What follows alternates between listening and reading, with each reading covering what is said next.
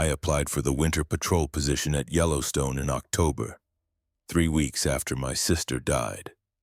The job posting said housing included, minimal human contact, and a stipend that would cover 6 months of her medical debt if I stayed through March. I needed the quiet.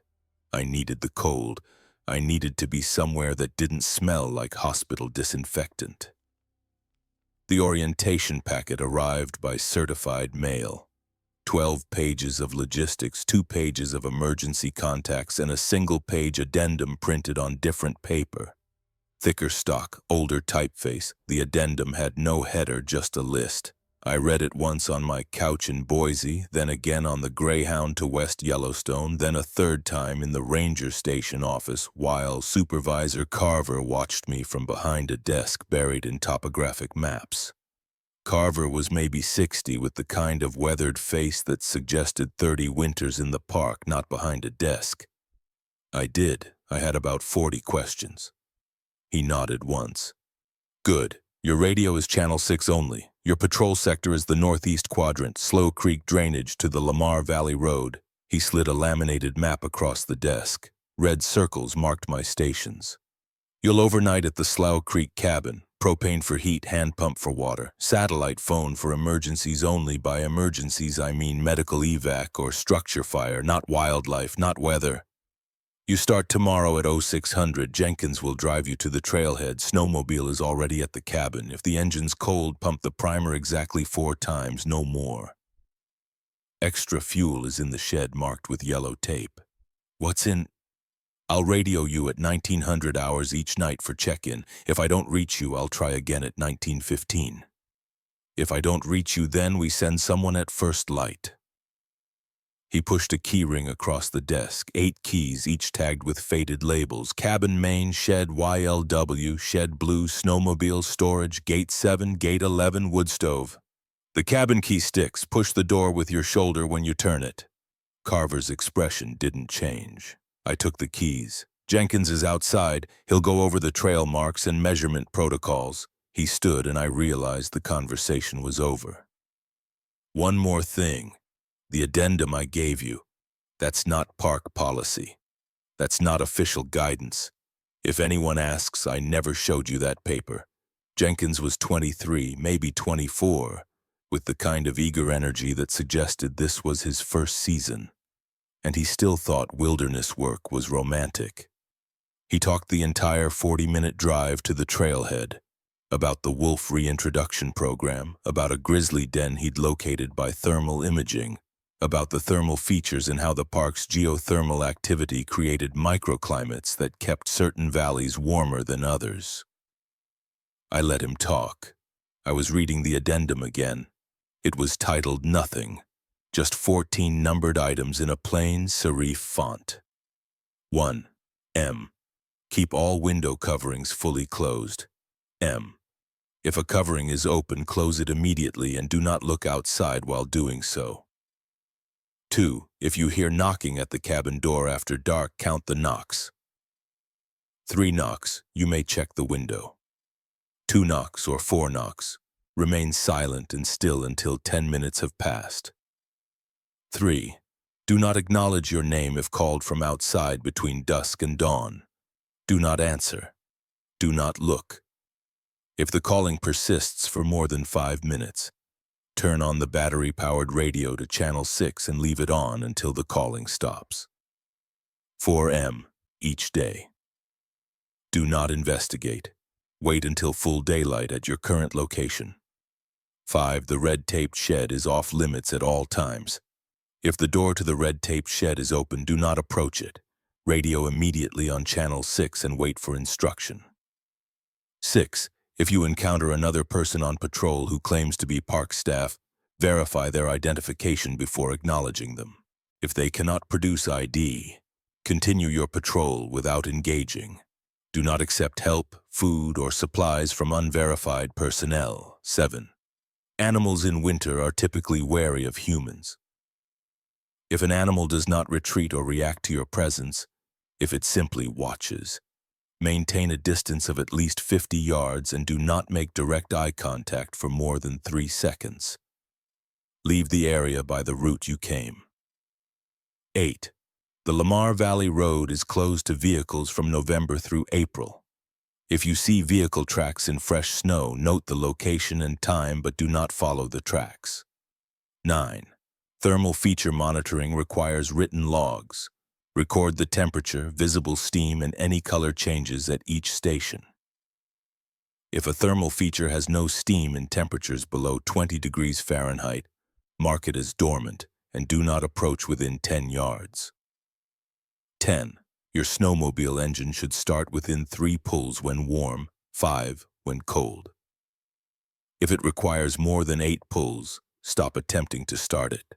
Return to the cabin on foot and radio for mechanical assistance. 11. The trail markers are reflective orange diamonds nailed to trees at quarter-mile intervals. If you find a marker that is blue, silver, or any color other than orange, do not follow that trail. Mark its location on your map and report it during evening check-in. 12. Interior doors in the cabin should remain open during the day, closed at night. The basement door stays locked at all times. If you hear sounds from below the basement door, ignore them. Do not unlock it to investigate. 13. Check your water supply each morning. The hand pump typically requires 15 to 20 pumps to produce 1 gallon. If water comes up in fewer than 10 pumps or more than 30 pumps, do not drink it. Use bottled reserves and report the anomaly. 14. If you see lights moving through the forest at night, not animal eyes, but sustained light sources, extinguish all cabin lights immediately, move away from windows, and remain in the center of the main room until the lights pass. Do not attempt to signal or investigate. Jenkins turned onto a snow-packed access road, and I folded the addendum back into my jacket. He asked, "It's intense the first few days, the isolation, I mean. But you get used to it. And the wolves, man, the wolves are worth it. Me? No. Summer only." He glanced at me. "Carver said you're a good fit, though." I hadn't asked any questions. The sky was the color of old bone. Jenkins helped me unload my gear. A 70-liter pack with 2 weeks of food, spare propane canisters, batteries, a first aid kit, 3 laminated maps, and the satellite phone in a waterproof case. The snowmobile was already there, chained to a post covered in snow. "Cabin's about 8 miles in," Jenkins said. "Follow the orange markers. You'll cross Slough Creek twice. Both bridges are stable, but test them first with a pole." He handed me a handheld GPS unit. "Cabin coordinates are preloaded." "Oh, and..." He pulled a small Ziploc bag from his coat. Inside were 5 road flares. "Carver said to give you these." "He didn't say." I took the bag. Jenkins drove away and the silence came down like a weight. No wind, no birds, just the snow and the trees and the cold working its way through my coat. I unchained the snowmobile, loaded my gear, and started the engine. 4 pumps on the primer. It caught on the second pull. The trail was exactly what Jenkins described. Orange diamonds every quarter mile, the path packed enough to follow even under 3 inches of fresh powder. I crossed Slough Creek twice. The bridges held. A small log structure with a green metal roof and 2 windows facing south. Smoke was coming from the chimney, thin and gray. I stopped the snowmobile 30 yards out. The smoke meant someone had been here recently. Maybe that morning. Maybe an hour ago. I waited, watching the cabin, counting the seconds. At 90 seconds, the smoke stopped. I approached slowly, the snowmobile idling loud in the stillness. No other tracks in the snow except for a single set of boot prints leading from the cabin to the yellow-taped shed and back. The prints were recent, maybe 2 hours old, the edges still sharp. The cabin door was unlocked. I pushed it open with my shoulder and the hinges groaned. Inside, 1 main room with a wood stove, a table, 2 chairs, a cot with a wool blanket, and a propane heater mounted on the wall. A kitchen area with a hand pump over a steel sink. 3 interior doors, 1 to a closet, 1 to a small bathroom, 1 to the basement. The basement door had a heavy padlock. The wood stove was still warm. I opened the firebox, fresh coals, barely gray. I checked the windows. Both had thick canvas coverings rolled up above the frames, secured with ties. I checked the closet. Spare clothes, 2 pairs of snowshoes, a box of candles. I checked the bathroom. Functional. Cold. I did not check the basement. I unloaded my gear, started a fire in the wood stove, and locked the damper with the small brass key from the ring. The propane heater worked. The hand pump worked, 18 pumps for a gallon. I filled a pot, boiled water, and made instant coffee. I did my first patrol. The measurement stations were marked on the map with red circles. 14 locations spread across a 12-mile radius where I was supposed to record snow depth, temperature, and visual notes on wildlife or track patterns. The first station was a mile north near the creek. I took the snowmobile following the trail markers, orange diamonds, clear and consistent. The station was a metal pole with a hinged notebook box. Inside the box was a waterproof log and a pencil on a string. The last entry was dated November 3rd, 2 weeks ago. I measured the snow depth with a folding ruler. 22 inches. Temperature 14 degrees Fahrenheit. Notes: no tracks, no wildlife visible, wind from the northwest. I closed the notebook and looked up. A cow elk was standing 60 yards away, directly in my line of sight. She wasn't grazing, she wasn't moving, she was watching me. I waited for her to react to the snowmobile's engine still idling behind me. She didn't.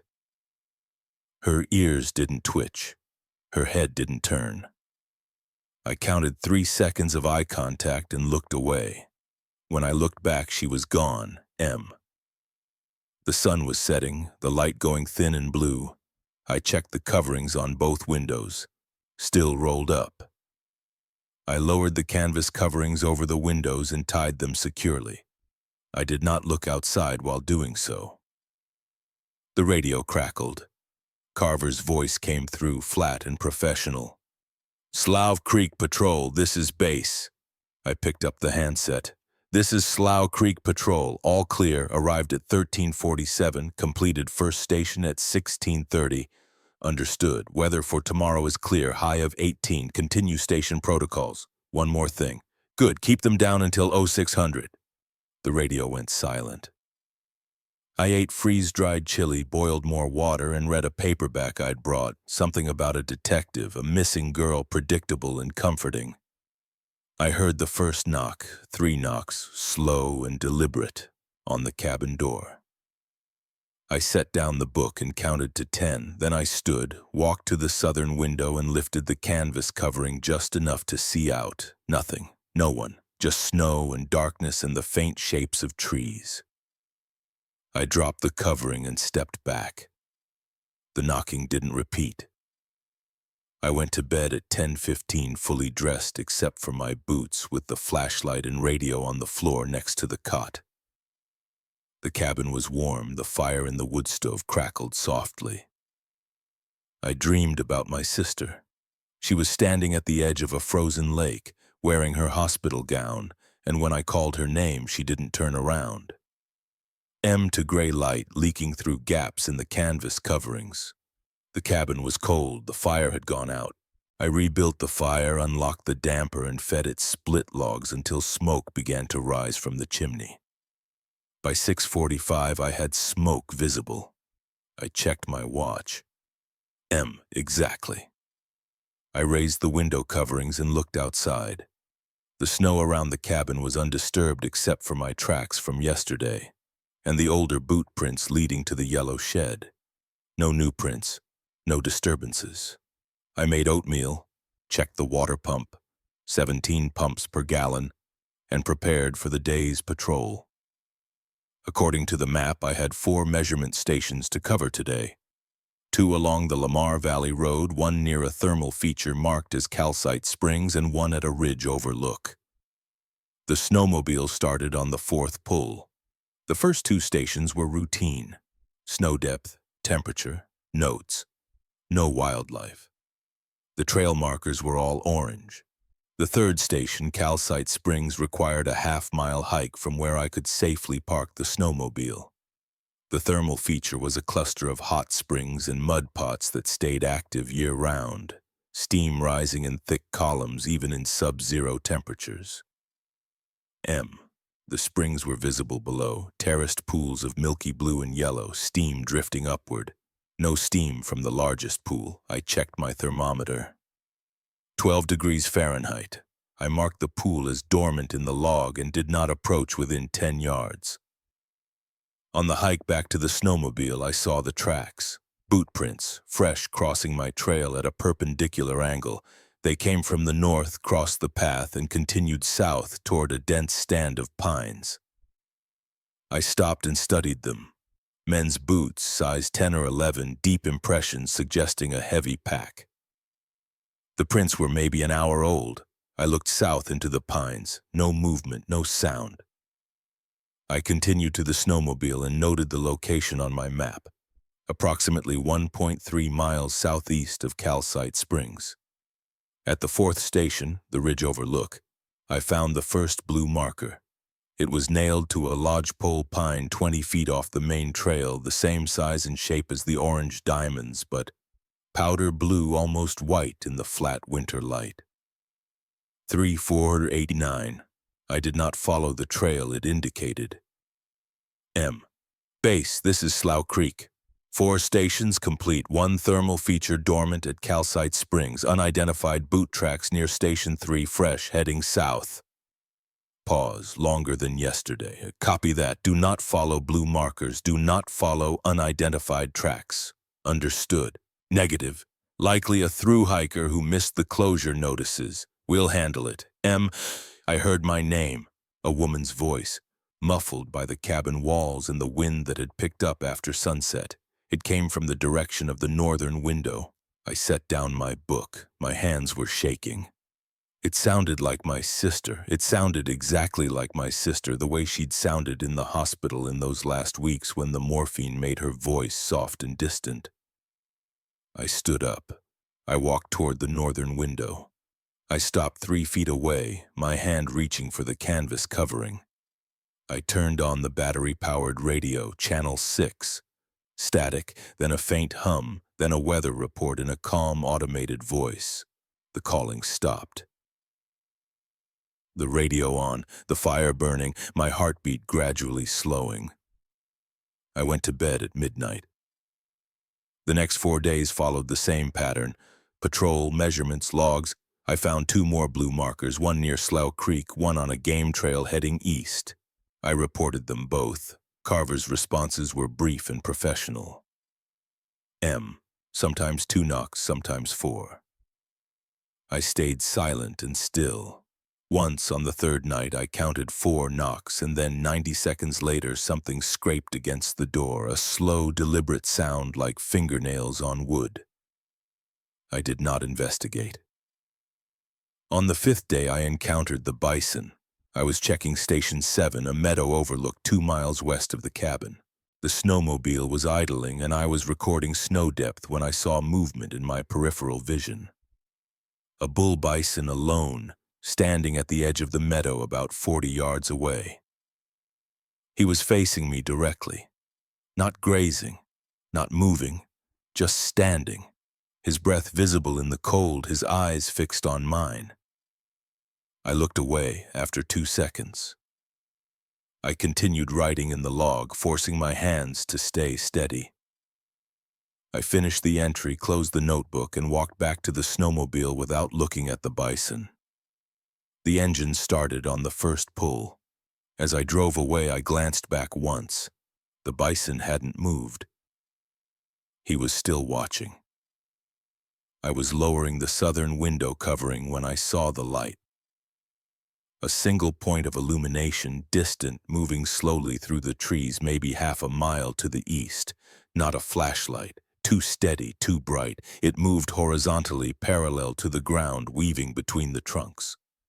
I finished lowering the covering, stepped away from the window, and extinguished all the cabin lights. The wood stove provided the only glow, faint and red. I stood in the center of the main room and counted the seconds. At 430 seconds, just over 7 minutes, I risked a glance through a view in the northern covering. The light was gone. Base, this is Slough Creek.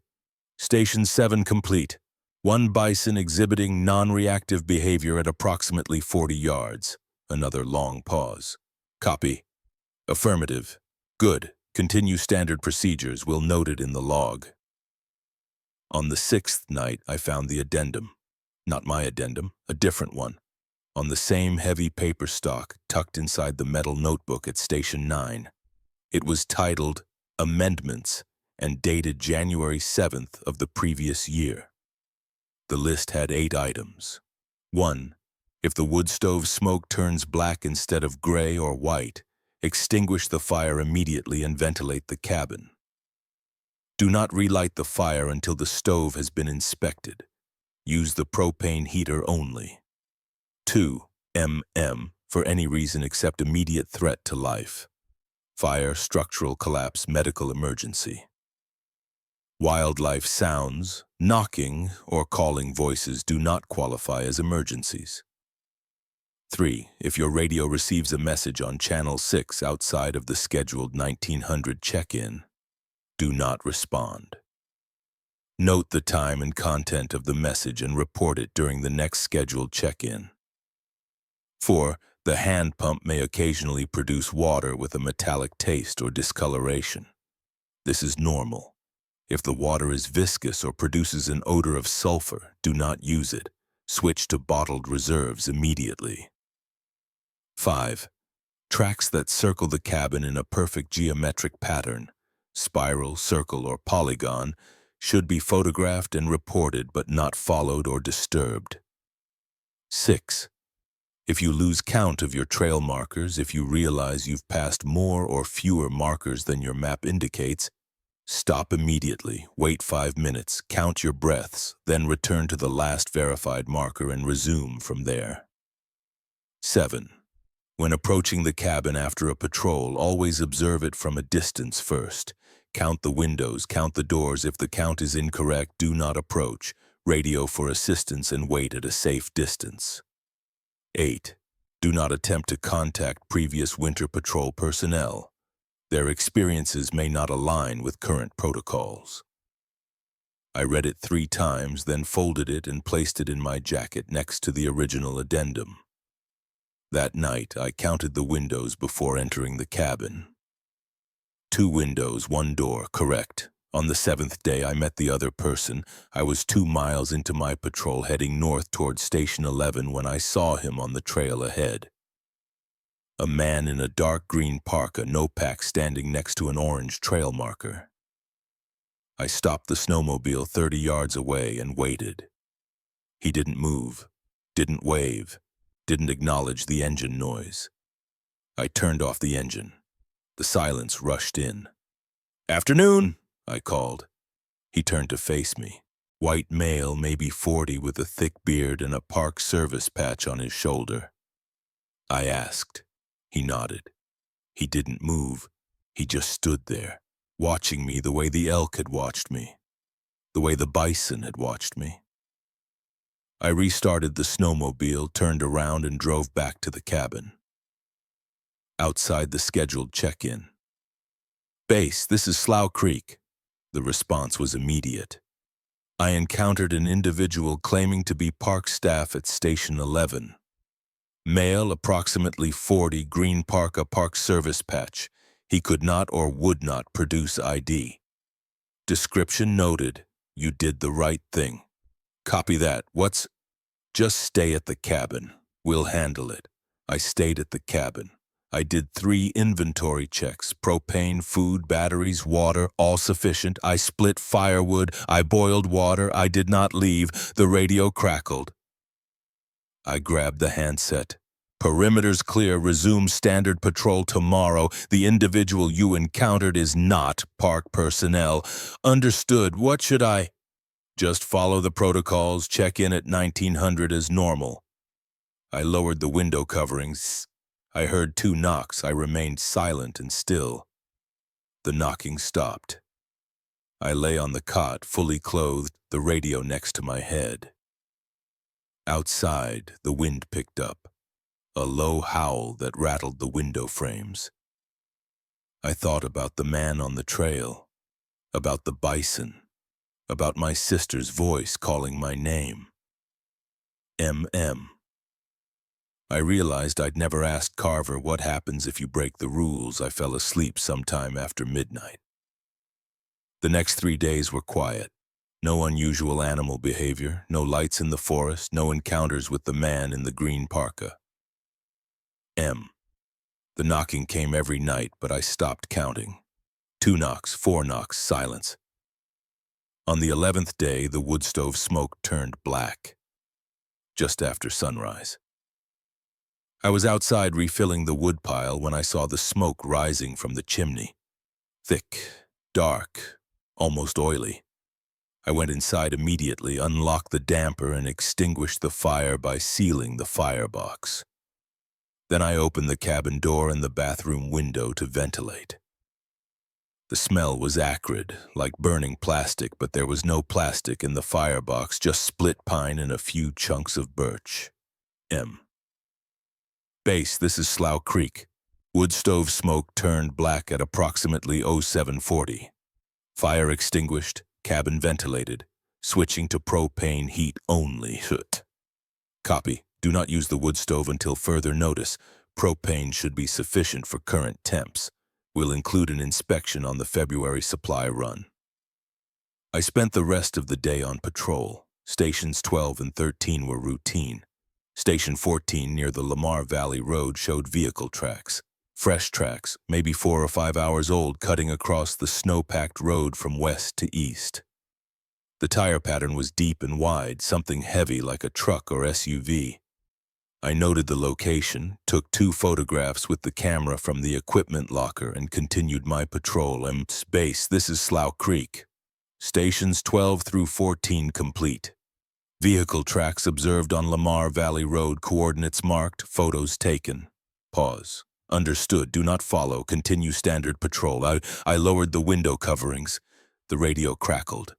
A man's voice. Not Carver. Younger. Strained. I stared at the radio. Slough Creek, if you're listening, I need help. I'm at the ranger station at Tower Junction. Something's wrong. I picked up my notebook and wrote. 2308. Unscheduled radio message. Unknown male voice. Claiming distress at Tower Junction. The voice continued. I've been here for 3 days. I can't get the door open. The windows won't break. I can see lights outside, but they don't move right. Please, if anyone's listening. Static. Then silence. I did not respond. M the next evening and reported it during the scheduled check-in. Base, this is Slough Creek. Standard patrol complete. 1 item to report. Received unscheduled radio transmission last night at 2308 on Channel 6. Male voice, unknown, claiming distress at Tower Junction. Message duration approximately 90 seconds. Long pause. Copy that. You did exactly right. Disregard any unscheduled transmissions. Tower Junction is unmanned this season. M, to the sound of footsteps. They were circling the cabin. Slow, deliberate, crunching in the snow. I counted the rhythm. Step, step, step, pause. Step, step, step, pause. I lay still on the cot, listening. The footsteps made a complete circuit of the cabin. I could track them by sound, moving from the northern wall to the western wall, to the southern wall, to the eastern wall, and back to the north. They circled twice, then they stopped at the door. I waited for the knocking. It didn't come. Instead, I heard a voice, low, male, calm. Not my sister's voice, not anyone I recognized. I know you're in there. I didn't move. I didn't breathe. I just want to get warm, just for a few minutes. The doorknob turned, rattling against the lock. I reached for the radio and turned it on, keeping the volume low. Channel 6, static, then the automated weather report. The voice outside stopped. The footsteps resumed, circling the cabin again. One full circuit, then silence. Before I moved. I got up, checked the locks on the door in the basement, and added propane to the heater. I raised the window coverings and looked outside. The snow around the cabin was covered in tracks. A perfect spiral, starting about 60 yards out and tightening inward until it reached the door. The prints were boot prints, the same size and pattern as the ones I'd seen on my 5th day. I took 4 photographs, noted the time and pattern, and added it to my report. Carver radioed me, an unscheduled contact. Slow Creek, this is base, checking in early. Affirmative. Had some activity last night, footsteps circling the cabin, voice at the door. Pattern was a spiral. I followed protocol, stayed inside, used the radio. Good. Don't go outside until full daylight. We're noting increased activity in your sector. One more thing. The February supply run is moving up to January 28th. You'll have a 2-hour window starting at 1000 hours. Jenkins will arrive by snowmobile with supplies and a relief patrol for a 48-hour rotation. You'll brief him, then you're off duty for 2 days. Understood. Included in the supply run, I spent the morning photographing the spiral tracks from multiple angles and taking measurements. The spiral was geometrically precise, each loop exactly 18 inches closer to the cabin than the previous loop. 43 loops total. I did not follow the tracks outward. I resumed standard patrol, stations 1 through 3 routine. At Station 4, I found a second amendment list.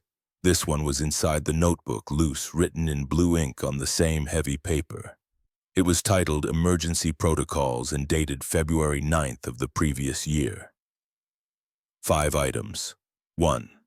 In the event of a prolonged storm or blackout lasting more than 6 hours, cease all patrols, remain in the cabin, ration propane to maintain a minimum temperature of 45 degrees Fahrenheit. Do not attempt to leave until conditions improve or you receive evacuation orders via radio. 2. If the satellite phone activates on its own, ringing, displaying incoming call, or lighting up without input, do not answer it. Power it off immediately and store it in the waterproof case inside the closet. Do not power it back on until the next scheduled check-in. 3. During emergency conditions, the standard window covering protocol may be suspended only if cabin lights are extinguished. You may observe conditions outside, but you must not use a flashlight, lantern, or any active light source while doing so. 4. Carry a flare. Ignite the flare before opening the door. Hold it at arm's length in front of you.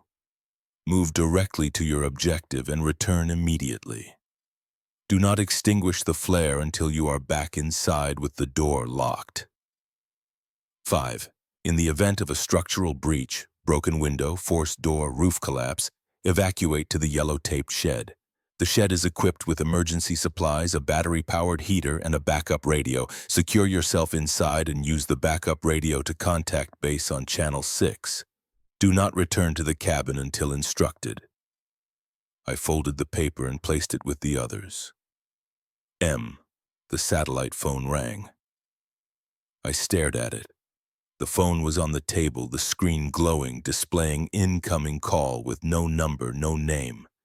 It rang 4 times, then stopped. I walked over, powered it off, and stored it in the waterproof case inside the closet. The next evening, I reported it to Carver. Base, this is Slow Creek. Standard patrol complete. 1 item, satellite phone activated on its own last night at 21:36, incoming call. No caller ID. Copy. Leave it powered off until the supply run. Supply run confirmed for January 28th at 1000.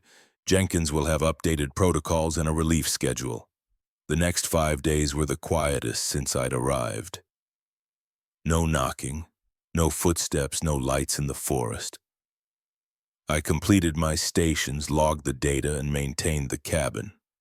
The propane heater kept the temperature steady at 52 degrees. I slept in my thermal layers. On the 23rd day, I found the tracks again. Not the spiral tracks, different ones. These were along the trail to Station 8, running parallel to my snowmobile path for about a quarter mile before veering off into the trees. Boot prints, same size and pattern as before. I stopped the snowmobile and studied them. Fresh, maybe 3 or 4 hours old. They headed northeast toward a drainage I'd never explored. I did not follow them. At Station 8, I found another blue marker.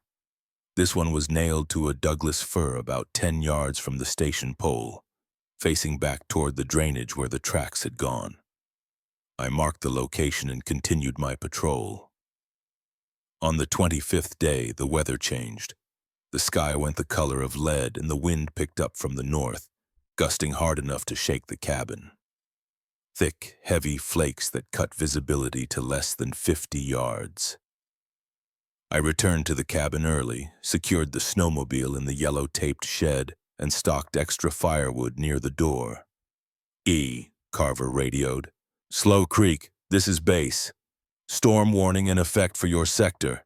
Expect winds up to 40 miles per hour and heavy snow through tomorrow afternoon. Stay inside, maintain heat, ration propane if necessary. Do not attempt patrol until you receive clearance." "Copy that. I'm secure. Propane sufficient for 72 hours at current usage." "Understood. Check in tomorrow at 1900 if conditions allow. If you can't reach us, we'll assume you're sheltering." M. The wind was howling and the cabin was shaking. I could hear branches snapping outside, the sharp crack of wood under stress. I heard the knocking. 4 knocks, very loud, almost lost in the wind. I stayed silent and still. Something hit the southern window, not a branch, something heavier, more deliberate. The canvas covering shook but held. I moved to the center of the room. The knocking came again, 4 knocks, then a pause, then 4 more. I turned on the radio, channel 6, static, worse than usual, but faint voices underneath. Automated weather updates looping every 30 seconds. The knocking stopped. The propane heater sputtered and went out. I checked the tank, still half full. I checked the connections, secure. I tried to relight it. Nothing. The temperature in the cabin began to drop. I rationed what I had. 2 wool blankets, my thermal sleeping bag, all my spare clothes layered on. I moved the cot away from the walls into the center of the room and sat with my back against the frame, the radio on, the flashlight in my lap. I could see my breath. I heard my sister's voice again. It was coming from the basement door. "Alex, I'm so cold." I closed my eyes and focused on the radio static. "Alex, I'm right here. I'm just downstairs." I thought about the padlock on the basement door. I thought about Rule 12. The basement door stays locked at all times. I turned up the radio volume. The voice stopped. The temperature inside the cabin was 38 degrees Fahrenheit. I thought about the emergency protocols, the flares, the yellow-taped shed. If the heater didn't restart by then, I'd move. The heater kicked on by itself. I didn't touch it. I didn't adjust it. It just started. The pilot light igniting with a soft whoosh. The airflow resuming. The temperature began to climb. It was 47 degrees. I stayed awake until dawn, sitting in the center of the room, the radio on, the flashlight in my hand. I raised the window coverings. The storm had passed. The sky was clear, pale blue, the sun low on the horizon. Snow had drifted against the cabin walls, some drifts reaching nearly to the windows. The spiral tracks were gone, covered by the new snow. But there were new tracks now, a single set of boot prints leading from the cabin door to the red-taped shed. The door of the red-taped shed was open. I stared at it from the window, my breath fogging the glass. Base, this is Slough Creek. Storm passed, cabin secure, propane heater experienced temporary failure last night but restarted on its own. Primary issue, the red-taped shed door is open, tracks lead from the cabin to the shed. Long pause. Do not approach the shed. Do not investigate the tracks. Stay inside the cabin until further notice. Acknowledged. We're sending someone. ETA 4 hours. Do not leave the cabin. I waited. I made coffee. I ate a protein bar. I checked my gear, counted my supplies, and did nothing. I heard the snowmobile. I looked out the southern window and saw Jenkins approaching, moving fast. A second figure behind him on the snowmobile.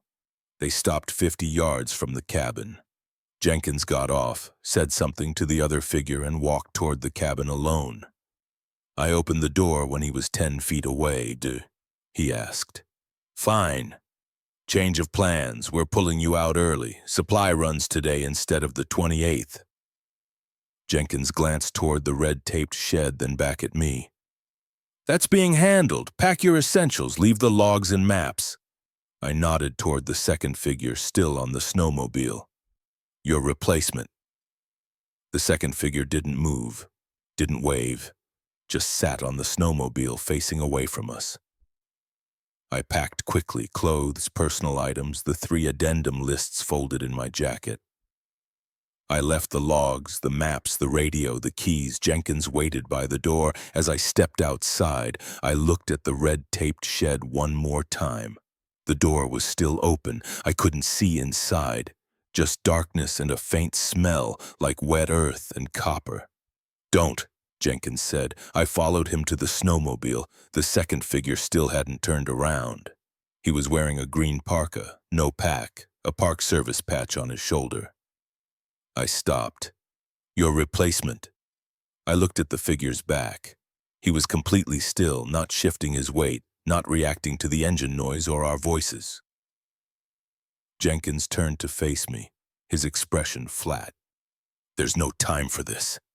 I took 2 steps back toward the cabin. Jenkins's voice changed, lower, harder. Get on the snowmobile. The figure on the snowmobile turned his head, just his head, not his shoulders, and looked at me. It was the man I'd seen on the trail. Same beard, same face, same dead stare. I ran. I made it to the cabin door, slammed it shut, and locked it.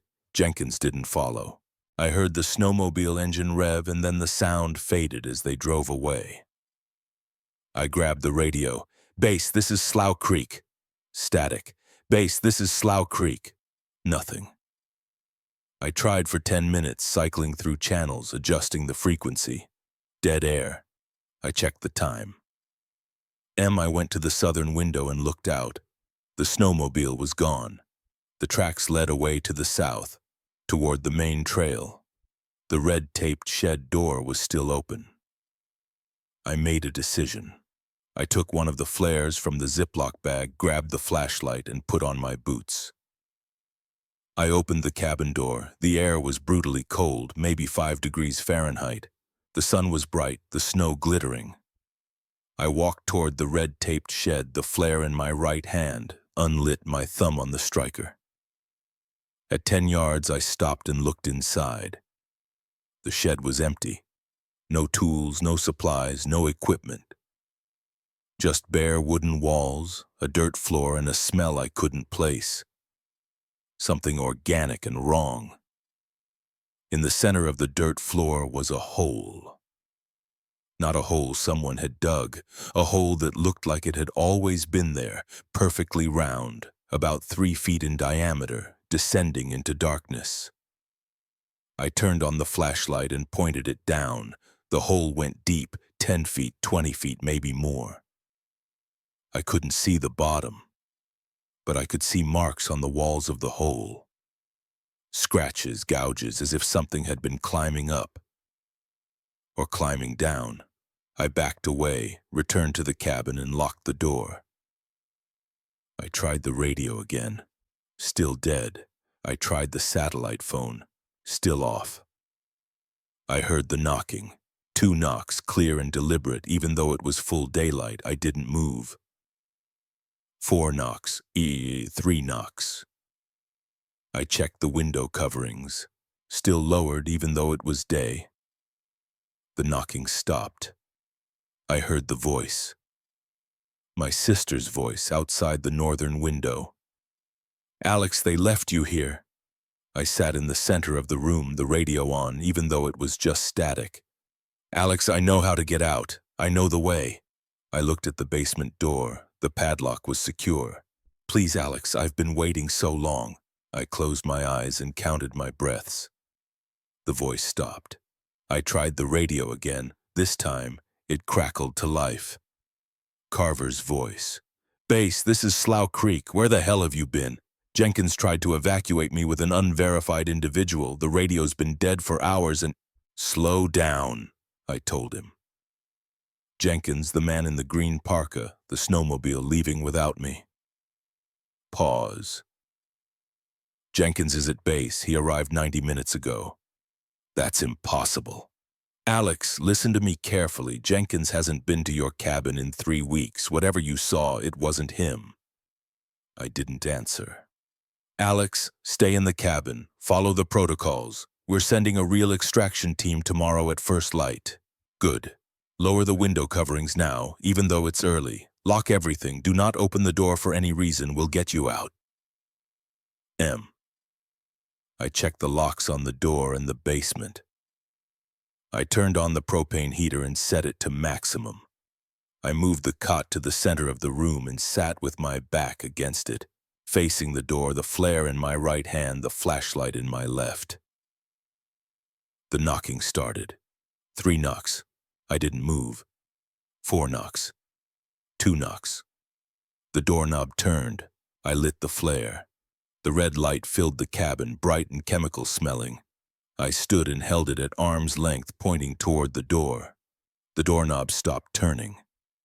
I heard footsteps, not circling this time, just walking back and forth in front of the cabin, slow and deliberate. The flare burned for 15 minutes. When it guttered out, I lit a second one immediately. The footsteps stopped. My sister's voice came from the basement door again. Alex, please. I didn't answer. Alex, it's so dark down here. I held the flare toward the basement door. Alex! The voice cut off mid-word. I lit the third flare. Yet I heard something on the roof. Not wind, not branches. Footsteps. Slow, deliberate, walking from one end of the cabin to the other.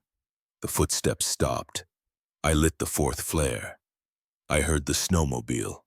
I went to the southern window and lifted the canvas covering just enough to see. A single snowmobile approaching from the south. One rider moving slowly, scanning the area with a flashlight. The rider stopped 50 yards out, killed the engine, and dismounted. He was wearing a park service uniform, carrying a radio and moving like someone who knew what he was doing. He stopped at the edge of the cleared area and raised his radio. My radio crackled.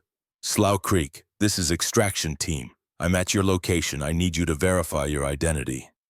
I picked up the handset. Alex Merrick. Good. I paused. I didn't know Carver's first name. He'd never told me. Correct. He never tells anyone. I'm coming to the door. Flare protocol. I'll knock 3 times, wait 10 seconds, then identify myself. You'll open the door only after I've completed my ID.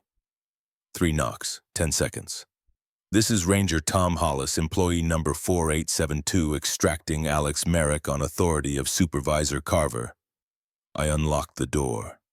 Hollis was maybe 50, with gray hair and the kind of calm, tired expression that suggested he'd done this before. He stepped inside, looked around the cabin, and nodded. You did good. Leave it. I grabbed my jacket, the addendum lists still folded inside. Hollis led me to the snowmobile. As I climbed on behind him, I looked back at the cabin one more time. The red-taped shed door was closed. We drove for 2 hours, following the trail markers south. Hollis didn't talk. Neither did I. M. Carver was waiting inside, along with a woman I didn't recognize. This is Dr. Patel, Carver said.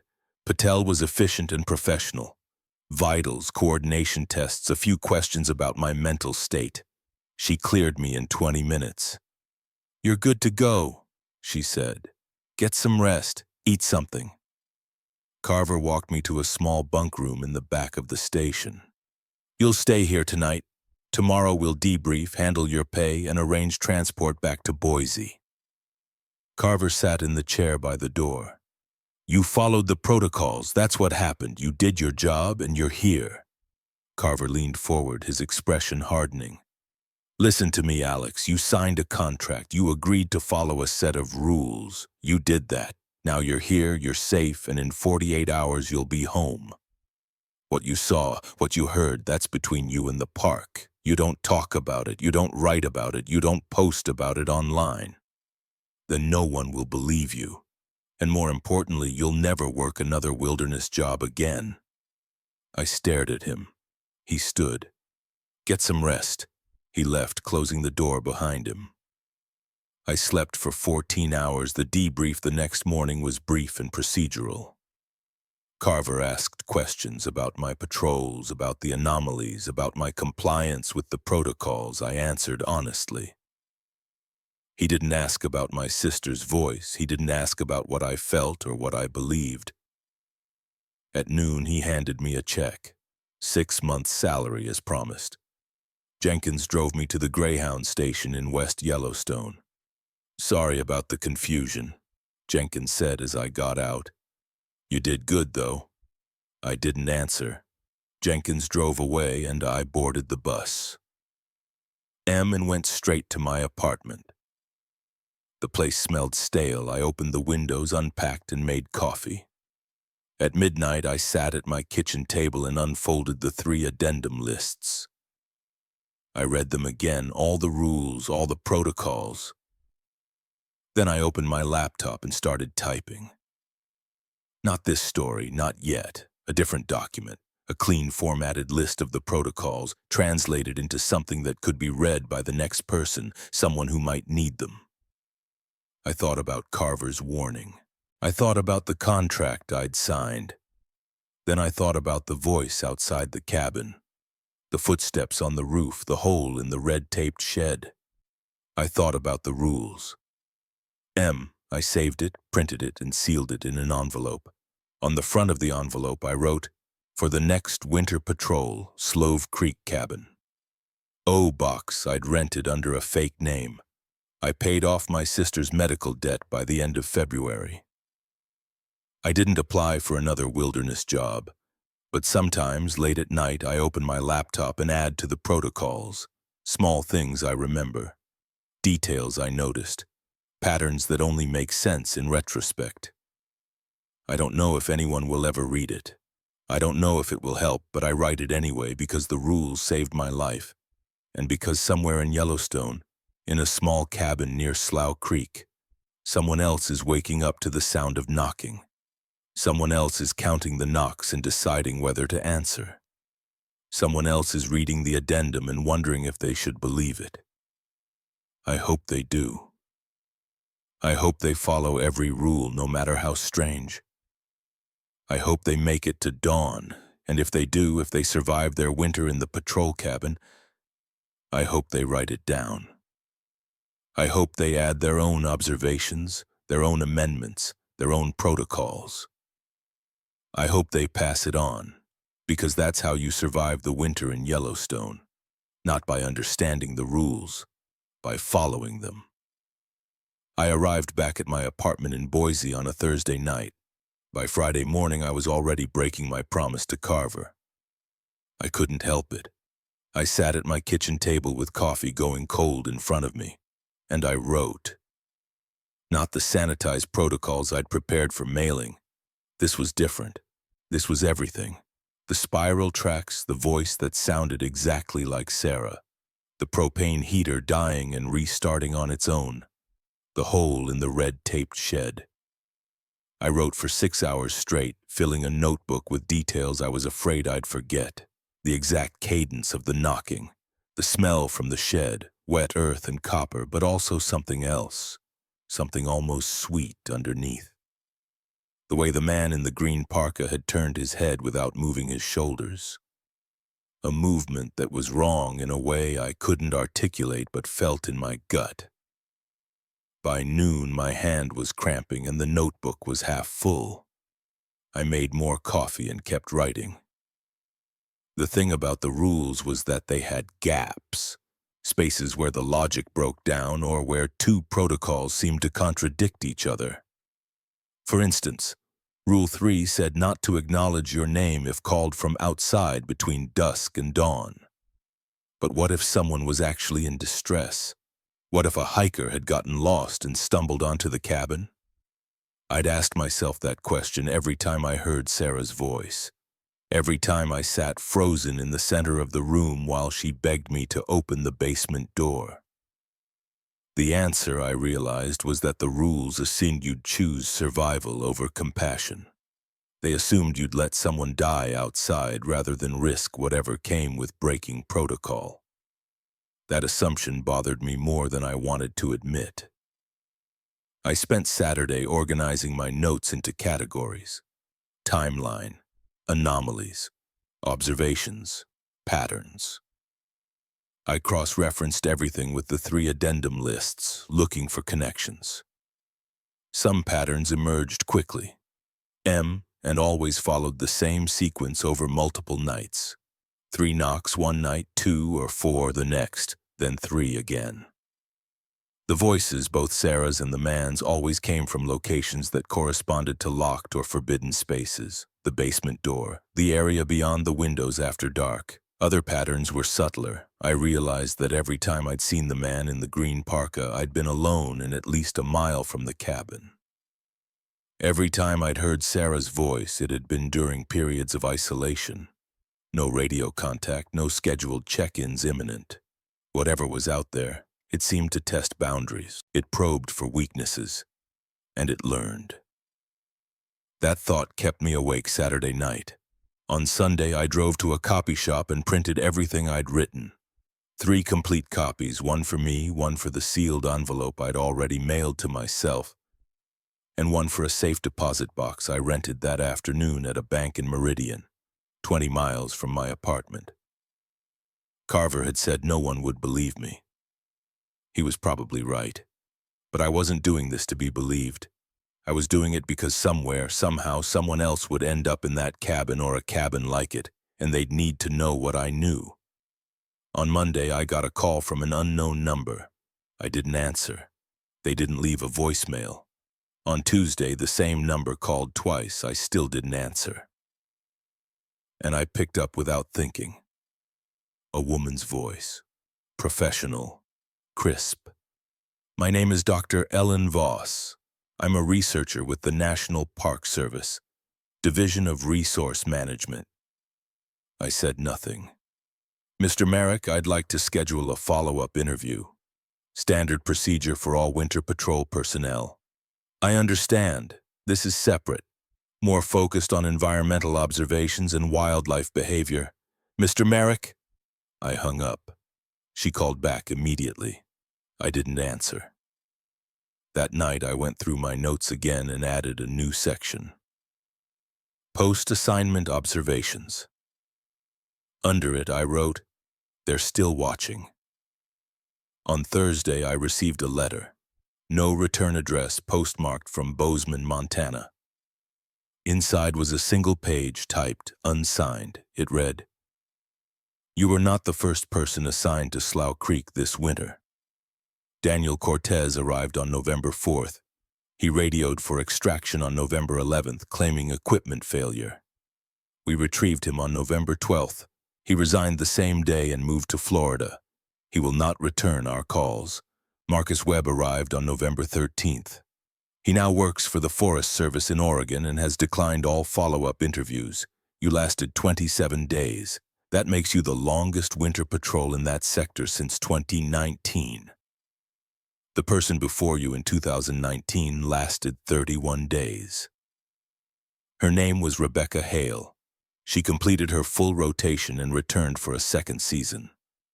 On her 8th day of the second season, she disappeared. We found her snowmobile near the Lamar Valley Road, engine running, no tracks leading away. We did not find her. You did well to leave when you did. Do not go back. I read the letter 4 times, then burned it in my kitchen sink. On Friday, Dr. Voss called again. This time I answered. Mr. Merrick, thank you for taking my call. Pause. Psychological resilience in isolated wilderness environments. Winter patrol personnel experience unique stressors, extended solitude, extreme weather, limited communication. That's not the terminology I'd use, but essentially, yes. Another pause, longer this time. I hung up, but I thought about her question for the rest of the day. Misperception, hallucination, consistent patterns. That night, I opened my laptop and searched for information about Rebecca Hale. I found an article from the Bozeman Daily Chronicle dated March 29, 19. Park Service employee missing in Yellowstone. The article was short, factual, and frustratingly vague. Rebecca Hale, 29, Winter Patrol Ranger, last seen February 14th. Search ongoing. Anyone with information, please contact authorities. I found a follow-up article from April. Search for missing ranger scaled back. Same information, fewer details. I found nothing after that. I searched for Daniel Cortez and Marcus Webb. No articles, no social media profiles I could verify. Either they'd scrubbed their online presence or they were using names I couldn't trace. At midnight, I closed my laptop and poured a drink. I thought about Rebecca Hale disappearing after 8 days of her second season. I thought about what might have been different the second time. What she might have done differently, what rules she might have bent or broken because she thought she understood the pattern. I thought about the letter's warning. Do not go back. On Saturday, I went to the library and requested archived records from Yellowstone.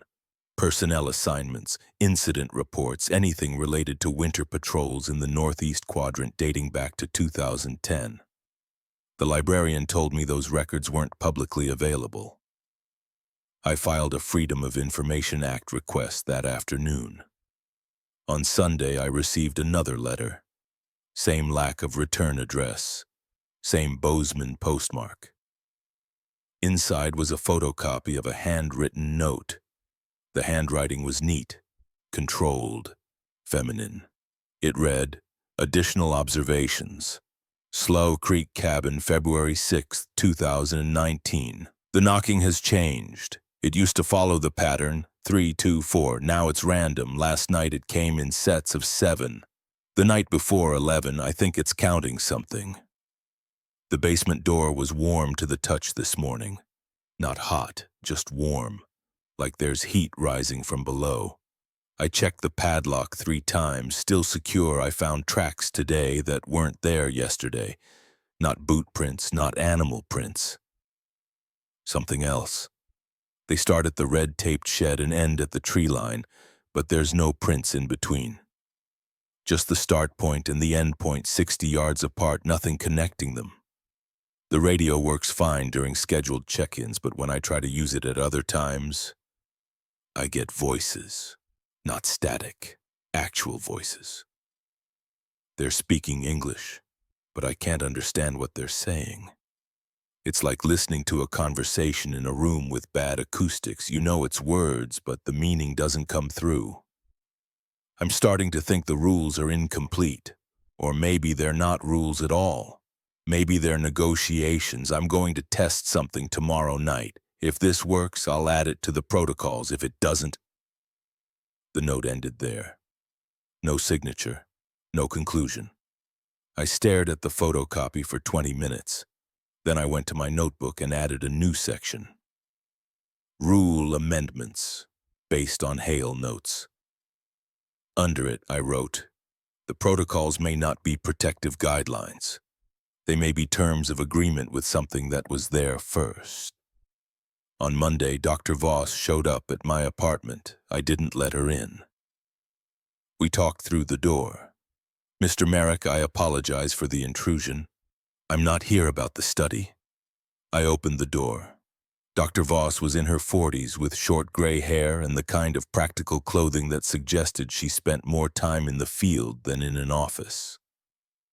She had a leather briefcase and an expression that was equal parts concern and determination. I let her in. She sat at my kitchen table and opened the briefcase. Inside were files, thick folders with labels I couldn't read from where I was standing. I don't actually work for the National Park Service, she said. I work for an independent research group that studies anomalous environmental phenomena, locations where the normal rules of cause and effect seem to break down, where multiple observers report similar experiences that can't be explained by conventional means. I'm saying something is happening there that we don't understand. We've documented 17 winter patrol assignments to that cabin since 2010. 14 of those assignments ended early. 2 ended with missing personnel. A man named Thomas Garrett, winter of 2016. He followed every rule exactly as written. He reported no anomalies, no unusual experiences, nothing. Sometimes, but here's what concerns me, Mr. Merrick. Thomas Garrett died in a car accident 6 months after leaving Yellowstone. Single vehicle collision on a clear day, no mechanical failure, no apparent cause. I sat down across from her. The other person who completed a full season was Rebecca Hale, Voss continued. She did well enough that she requested a second assignment. 8 days into that assignment, she vanished. We believe she broke protocol, because the rules raise questions. Voss pulled a file from her briefcase and slid it across the table. This is everything we know about Slough Creek. I opened the file. Inside were maps, incident reports, photographs, and copies of the addendum lists. Not just the 3 I'd seen, but 7 different versions spanning 15 years. Each version had slight variations. Different rules, different warnings, different protocols. The rules evolve, Voss said. Each winter patrol adds their own observations and the next person gets an updated list. But here's the thing. We don't know who's updating the lists. It's not Park Service. We think it's the survivors. People like you who make it out and feel obligated to help the next person. But here's the question that keeps me awake at night, Mr. Merrick. What if the rules aren't written by survivors? I felt cold. I don't have answers, Voss said. I have data, patterns, observations. What I know for certain is this. 17 people have been assigned to that cabin in 13 years. 2 are dead. 2 are missing. The rest have scattered across the country and refused to discuss their experiences. I haven't engaged. But you're still here. You're still thinking about it. She stood. Read the file. If you have questions, call me. She left. I sat at my kitchen table for an hour, staring at the file. Then I opened it and started reading. The file contained 43 pages of documentation, incident reports, psychological evaluations, transcripts of interviews with former Winter Patrol personnel who'd been willing to talk. One interview stood out. It was with Marcus Webb, the man who'd lasted 2 weeks before requesting early termination. The transcript was dated December 2023. Interviewer: Can you describe what you experienced at Slough Creek? Webb: I followed the rules, all of them, every single one. Interviewer: And you still requested early termination? Webb: Yeah. Interviewer: Why? Webb: Because I realized the rules were keeping something contained and I didn't want to be there when the containment failed. Interviewer: Can you elaborate? Webb: The basement door, it's locked, right? The rule says keep it locked at all times, never investigate sounds from below. I followed that rule, but on my last night I put my hand on the door and I could feel vibration, like something heavy moving around down there, something big. Interviewer: Did you open the door? Webb: No, but I realized, if that door ever opens, whatever's down there is coming up, and the rules don't tell you what to do if that happens. They just tell you to keep it locked. That's not a survival protocol, that's a prayer. The interview ended there. I read through the rest of the file. More interviews, more observations, more questions than answers. The last document in the file was a map of Yellowstone, with red circles marking specific locations. Slough Creek Cabin was one of 17 marked sites.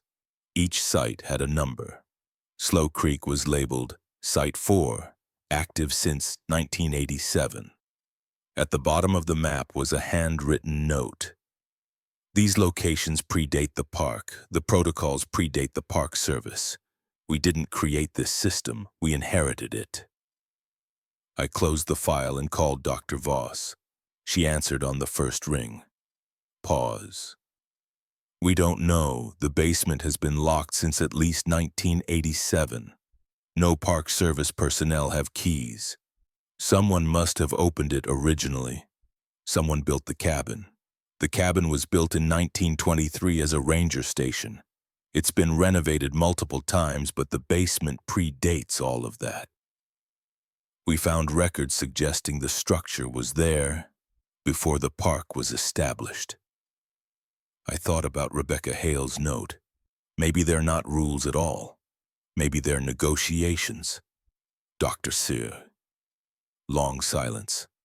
We don't know. No one's tried. I have one theory. I think the rules exist to maintain a boundary. Something is contained at these sites, 17 of them across Yellowstone. Maybe more we haven't found. The protocols keep that containment stable, but containment isn't permanent.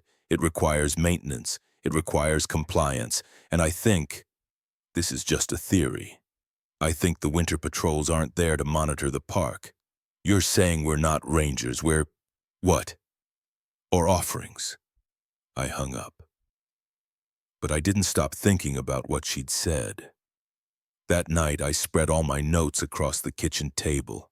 The protocols, the observations, Rebecca Hale's last note, Marcus Webb's interview, the map with 17 red circles. I started drawing connections. The knocking always came in numbers, 3, 2, 4, sometimes 7, sometimes 11. What if those weren't random? What if they were coordinates or counts or some kind of code?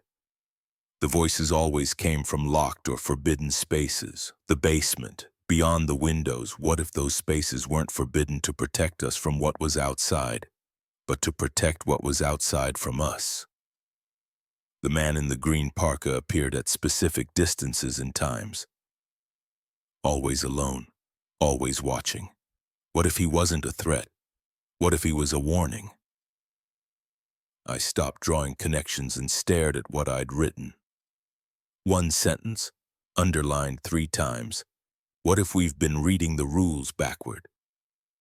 On Tuesday morning, I bought a plane ticket to Bozeman, Montana. On Wednesday, I rented a car and drove to Gardner, the north entrance to Yellowstone.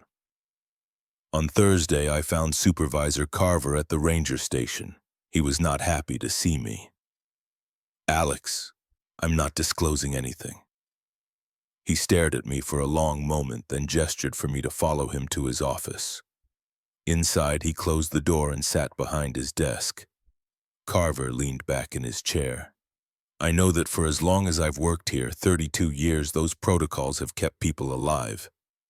I know that when people follow them, they survive. When they don't, bad things happen.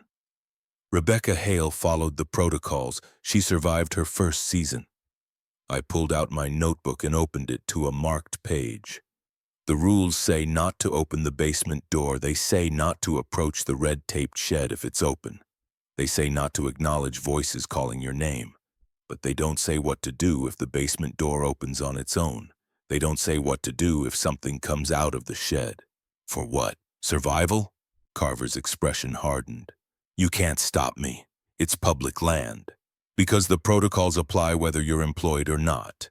You'll be there alone, without support, without scheduled check-ins, and when something happens, and it will, we won't send anyone. I stood. Carver stood too. Alex, listen to me. I've seen 12 people break under the isolation. I've seen 3 disappear.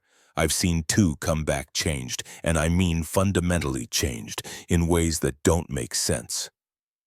You lasted 27 days because you followed the rules and you left when you could. That's a gift. Because my sister's voice called my name and I didn't answer. Because something is down in that basement and someone locked it there. I didn't have an answer. Carver sat back down.